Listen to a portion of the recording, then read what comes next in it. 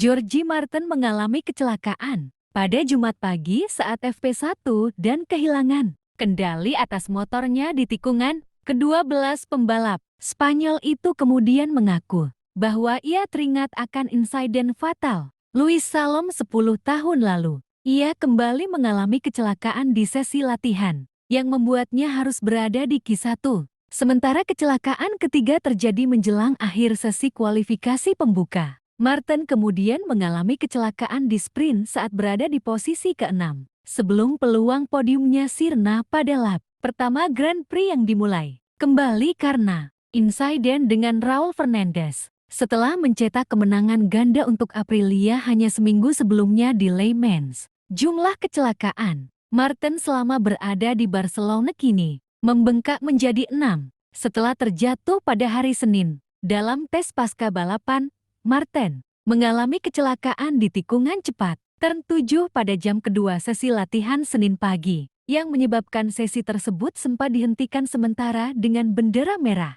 Laporan dari lokasi kejadian menyebutkan, Martin dibawa ke pusat medis menggunakan ambulans dan dipasangi penyangga leher. Aprilia kini telah mengkonfirmasi bahwa tidak ditemukan patah tulang di pusat medis, tetapi ia sedang dalam perjalanan ke rumah sakit untuk evaluasi lebih lanjut, tim tersebut mengatakan. Setelah kecelakaan di tikungan 7, Georgie Martin dibawa ke pusat medis sirkuit untuk pemeriksaan, terutama pada siku kiri dan kaki kanannya. Pemeriksaan yang dilakukan di pusat medis sirkuit tidak menunjukkan adanya patah tulang yang terlihat, tetapi diputuskan untuk membawa Martin ke Rumah Sakit Universitas Dexeus di Barcelona untuk pemeriksaan lebih lanjut. Martin dihantam cedera tahun lalu. Dengan pembalap Spanyol itu hanya berkompetisi dalam 7 putaran karena beberapa kali absen. Ia juga melewatkan tes pramusim pertama musim dingin ini karena operasi pada cedera